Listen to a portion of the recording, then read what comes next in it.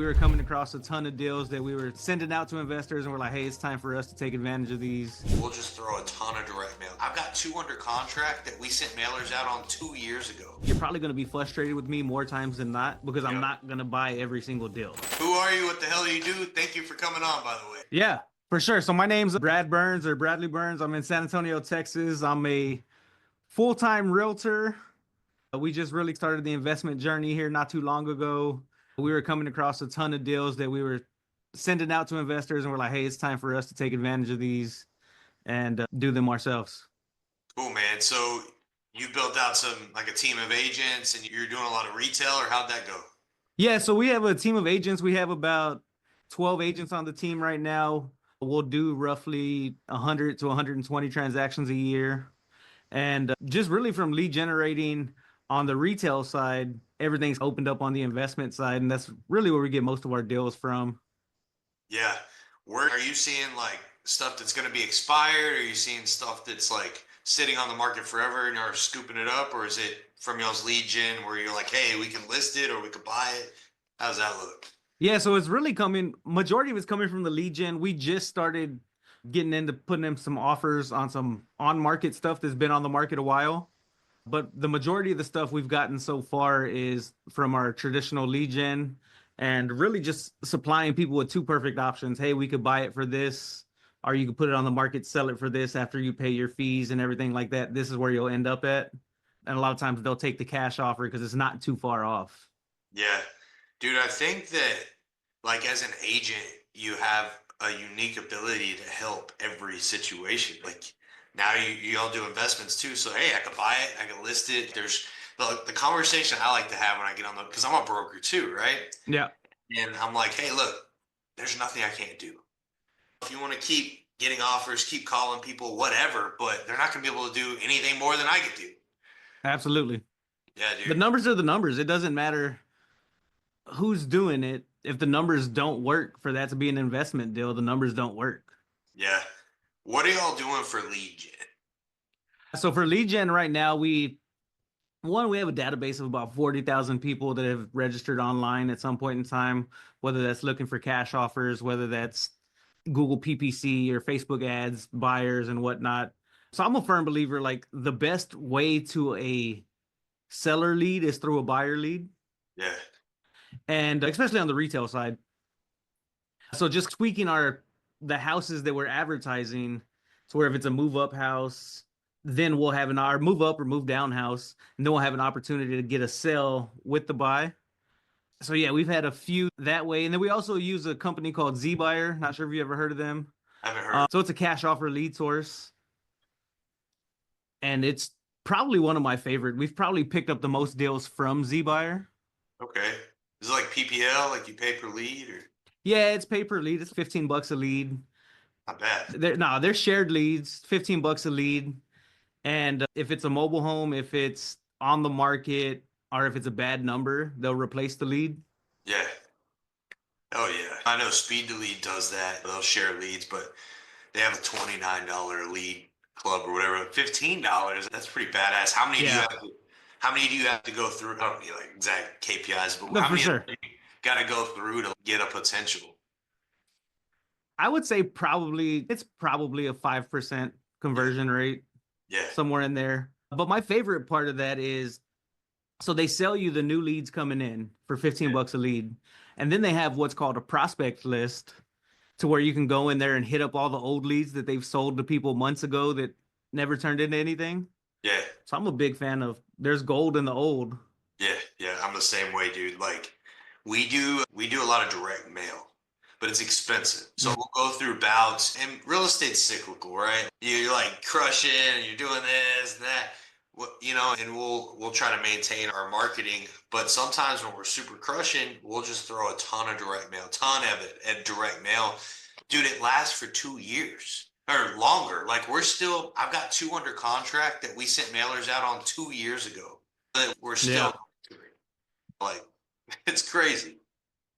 And so we don't do direct mail, but anybody that we have an address for, we're setting up on market reports to where they're getting twice a month, letting them know property values in the area, which does come around and bite us sometimes because a lot of that times that's going off of a rehabbed property, Yeah. and theirs is junk. You know what I mean? Yeah. So they're like, "Oh, this says we could get 400," and I'm like, "Yeah, but it needs 150 worth of work to get 400." Yeah. Fire, do they, if you have an affiliate, you could throw it out too, because I'm sure people try it. Hell, I'm gonna try it. Yeah. And it's limited per area as well. So they only sell a certain amount, or they only sign up a certain amount of agents or certain amount of investors per area, Damn, which is that's cool. cool. So it's not going to get flooded. So I had we're in San Antonio, so I have Berry County, Wilson County. I had up Mal County, like up around Canyon Lake, Yeah. and a lot of the stuff I was getting was junked out mobile homes, and you're Yeah. familiar with Canyon Lake. Yeah. Dude, I love junked out mobile homes. Oh, That for shit, sure. man. Yeah, I'll sell the hell out of them, dude. Yeah. So how many of your agents are buying into this investor model? Because I know it's hard for a lot of retail people because the industry is so saturated with, it's every industry. You have the top percent of every industry, but a lot of retail agents look at like investors like poorly. So one of the things that we just did, because like I said, I mean, we're probably a year into the investor side of it. So I've had some long-term rentals and stuff longer than that, but we're probably a year like super focused on it. Yeah, And one of the things we just did was we just taught every single agent on the team how to be a buyer's agent for us. yeah, So we should be their number one buyer. And yeah, so there's no excuse. Like client acquisition on the retail side is by far the hardest part of the business. yeah, And it's acquisition period. So if investor side, it's deal acquisition, retail side, it's client acquisition. And now everybody on our team has a client. yeah. That's That's us. all. So we taught them how to run numbers. We gave them some, so we taught them how to run the ARVs, how to do the math on what we should offer, gave them a scale of the rehab budget and based it off of that. So I'm excited to see where that goes because Yeah, that's going to get 12 people yeah. out hunting for deals for us all the time. Did you said something earlier I meant to ask you about, and I'll jump back to this, but you said something and I didn't quite understand it, but I know it's important. You said something about the best leads come from the buyers. Yeah, so I'm a fan of, in my opinion, the best seller leads come through buyer leads. Okay. And break that down. For example, if I'm running ads or if I'm targeting empty nesters, Yeah. that's two transactions. They're going to buy something and they have something to sell. Yeah. Okay. If I'm targeting the younger move up type properties, Yeah. they have something to sell. And a lot of times, the move up type property will be an investment grade property, especially if it's been passed down, or even the empty nesters. It happens a lot, Yeah. and it just gives us more opportunities to get there. So anybody that has a real estate license, I'm a fan of seller leads, and if you do the buyer leads the right way, it can create sellers for days. And where would people get the buyer leads? So that would be dependent upon. I'm a big fan of Facebook Marketplace, Yeah. traditional Facebook ads, Google PPC, Google local service ads. There's just a ton of different sources to get buyer leads. ZBuyer even does buyer leads. That's cool. I just don't buy buyer leads from them. So I usually get them at a better price running targeted ads with specific priced properties. Yeah. That's cool, man. I never thought of that, but that probably works pretty well on the investor side too, because they might need to move quickly and you Yep. might be snagging. Or Well, they need to sell to buy or whatever that scenario is. We picked one up a couple months ago. It was a client of ours that was SOI and Sphere of Influence, and they had a house that was super rough yeah. down off of like Fair and 37. And we picked that one up for 85. We didn't do anything to it. We threw it on the market and sold it for 120. Yeah. Yeah, that's cool. What'd y'all end up netting on that when it was all said and done? After we paid our private lender 2025. Yeah, yeah, yeah. Yeah, I'm a big fan of those type of deals. Like we can call them wholetails, but dude, I flipped so many houses. And I'm like, dude, never again. And now I'm like, what will this sell for when I just go throw it right back on the market? So that's Yeah. cool.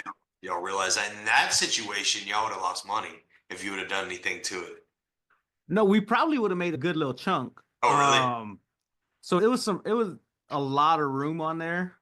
Yeah. I'm a when I wholesale properties, Yeah. I don't want to be like some of these companies that eat all the meat off the bone and they try to Yeah. give you a bare bone. So Yeah. I'm like, man, I want our buyers to be repeat buyers. Yeah. And there's companies out there that I'm sure we all know that will take everything off of there that they can and try to sell 80, 85% deals. They're trying to find suckers. Yeah. And I don't understand how they've been in business so long because they keep feeding the sucker deals. Dude, it's just what it is, I think, is like on the MLS, you have non-sophisticated buyers. They're just pretty much doing the same thing. Just Mhm. the MLS for these other people that want to get into investment. They're finding the non-sophisticated buyers. And those are the people that learn the lessons and got to listen to the podcast later to be like, how did I lose my ass? Yeah. And we all know you make your money on the buy, Yeah. not on the sell. So if you Yeah. can't buy it the right way, pass it up. We passed up a deal here a couple weeks ago that it was like $2,000 that it didn't work. Yeah. And then I got to the point I was like, if it doesn't work for $2,000, it's not a deal. Yeah, I made this calculator that says yes or no. Literally, you put in the stuff, it says yes or no. Because, like, I have so much flooding in from people, and I'm like, dude, put it in the calculator, and then we could talk. Yeah. Some dude was arguing with me, or not bad, but he's just, yeah, there's no way. Like, I'd make money. I'm like, I'm not going to spend this much. I'm like, bro, because, like, we're accounting for 12 to 15% closing costs because we're going to buy and resell it. Accounting for per square foot based on all the bull crap. But people try to fudge the numbers, dude. So that's cool. You're teaching your team like to be conservative, and Yeah. that's cool. And I let them know on the front end because I basically took like you're doing the wholesale model. Yeah. I took the same thing. Like you have all these people in the group. They're like, hey, find us some deals. I'm like, Yeah. hey, we have all the people on the team. Find us some deals. Yep. And I let them know because I was on a webinar with you and you had mentioned something to where you let people know up front, you're probably going to be frustrated with me more times than not because I'm Yep. not going to buy every single deal. Yep. Yeah, dude, I got a 20% churn rate in my group because people get mad. Yeah. Like, legit. They're like, hey, I got this deal, and they're excited. It's their first or second, whatever. And I'm like, I'll try to like ease into it. I'm just direct, so I'm not good at that sometimes. But I'm just like, hey, this is why. And they're like, no, I'll go buy it. Sure enough, like I've had a couple go lose their ass, and I told them not to buy it, but they just, I get it. I think I don't know if you have, but I've been there. I've lost my ass on deals early on because I was the same way. So maybe some people just got to go through it. Yeah. I've had clients do that. Yeah, yeah, Luckily, haven't done it yet, knock on wood. But ultimately, like, I'm going to pass up on a deal that I think that might even be in the realm of the possibility yeah, just because yeah, I've seen it happen to many other people and I got to learn from those mistakes. yeah, dude. Like my process, and you were on the webinar, but my process is I do my numbers, it works, cool. And then I'll reach out to an agent that's sold on that street or around that street. I won't tell them what I locked it up for, and I'll tell them what can this sell for in 60 days or less. If they're super high, I just keep going to another agent and I'll find one.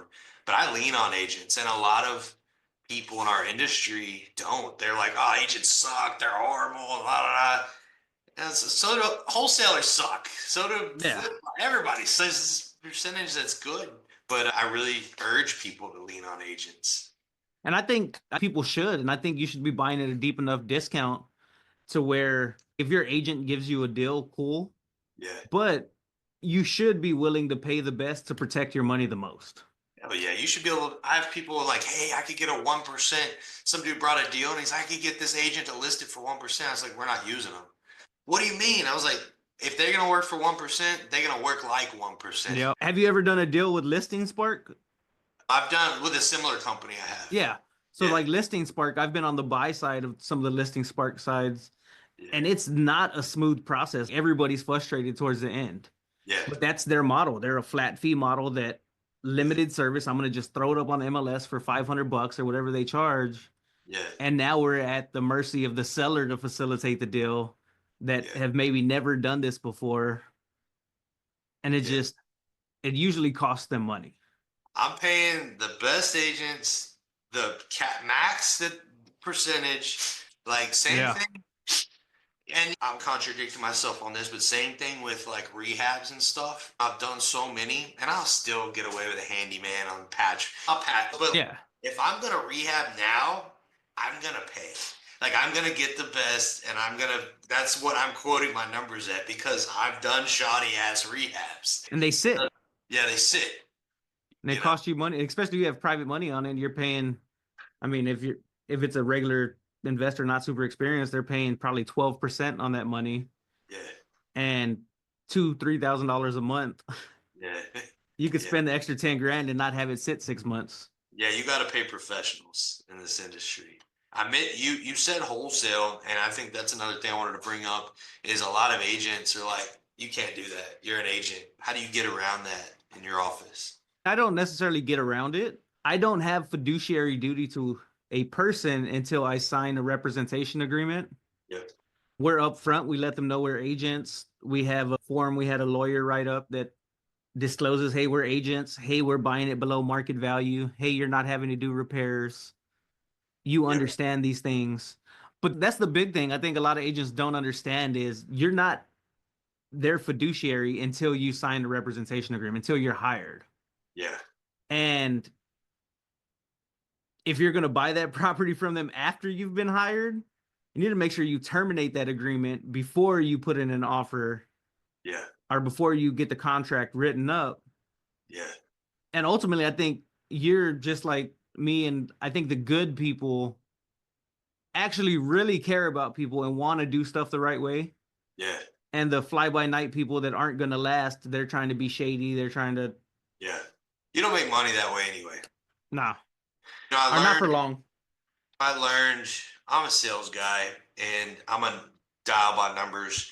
And I think I was on an interview the other day and they're like, I don't know, what's the thing you would have changed or done different or whatever? I don't know the question.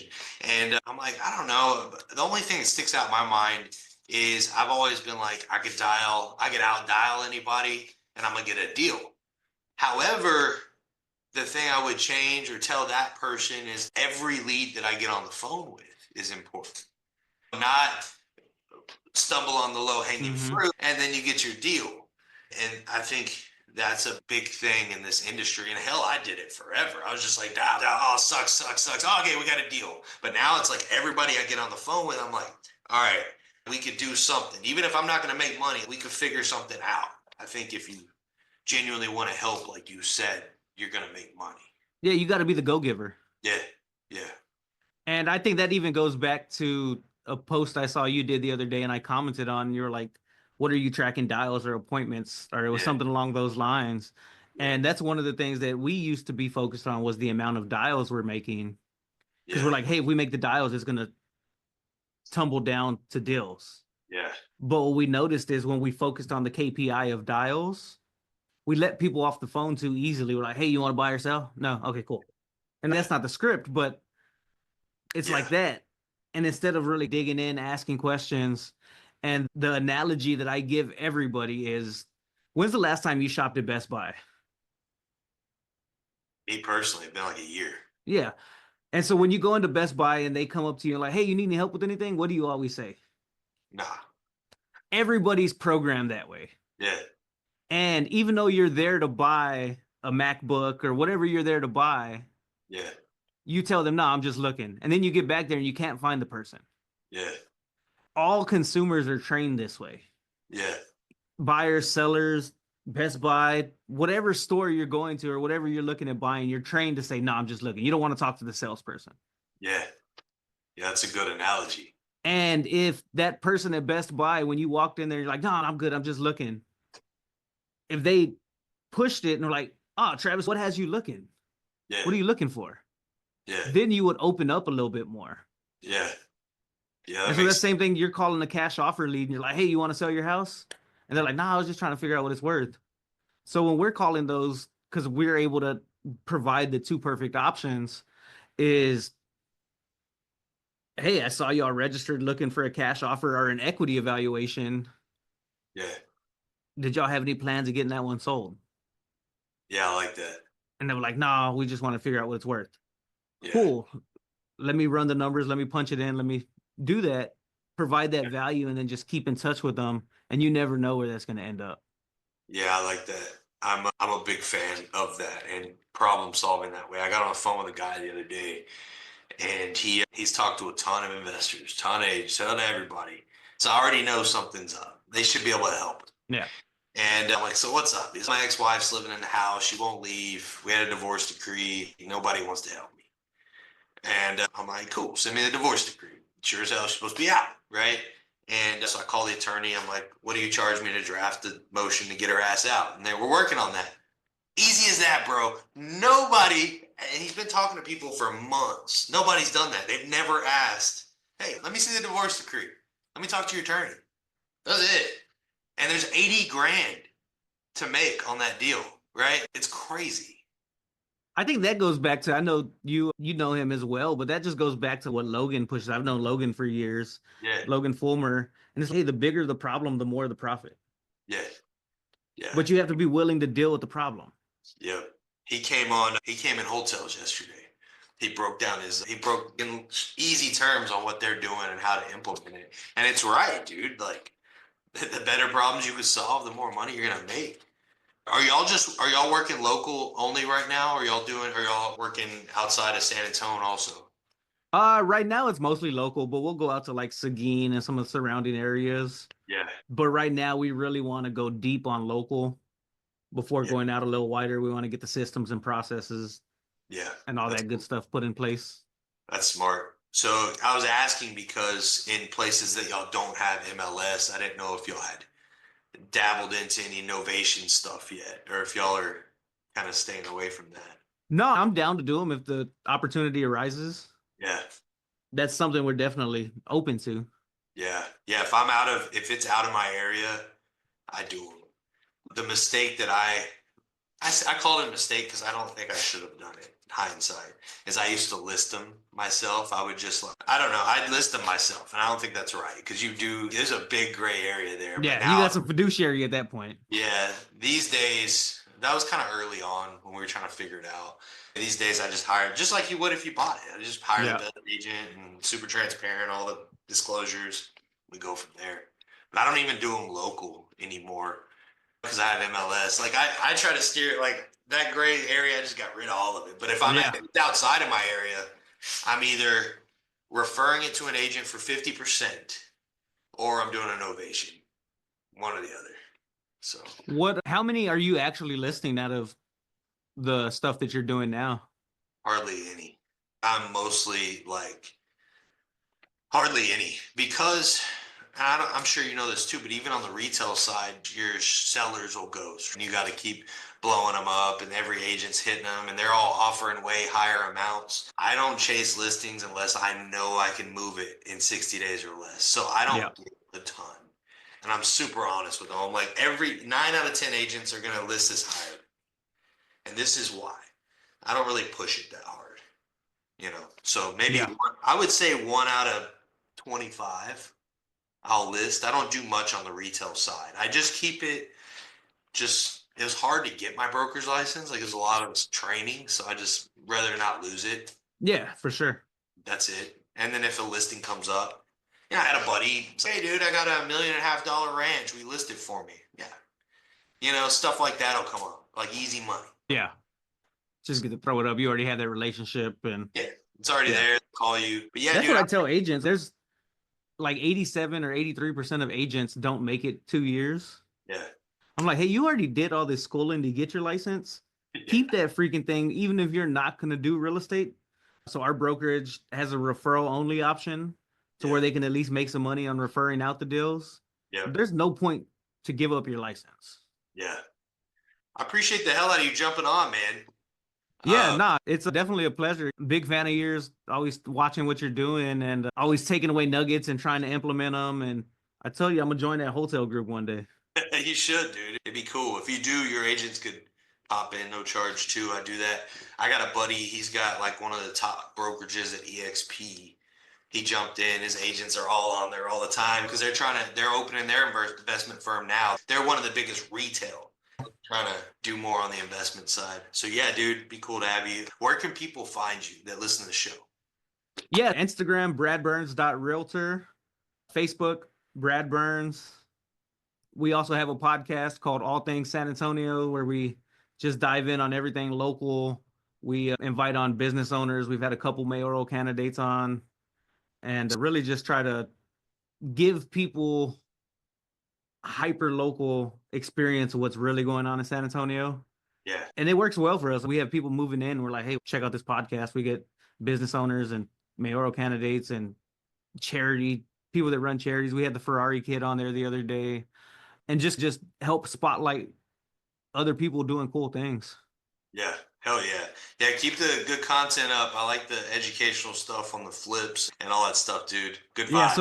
so we started doing that. So I was like, man, I was like, we can do that and just make people know that we're doing this stuff. Yeah, And so I was like, let me use good old Chat GPT and yeah, tell it what I wanted to attract. I wanted to attract private money lenders. I wanted to attract people wanting to do flips and yeah, people wanting to sell them. So we've just used that to build out our. yeah. Huge fan of that, dude. Building your machine online and letting Yeah. people know what the hell you're doing. But yeah, dude, have a kick-ass weekend, and we'll be talking soon. Cool. You too. Appreciate you, bro. Later, Thank dude. you.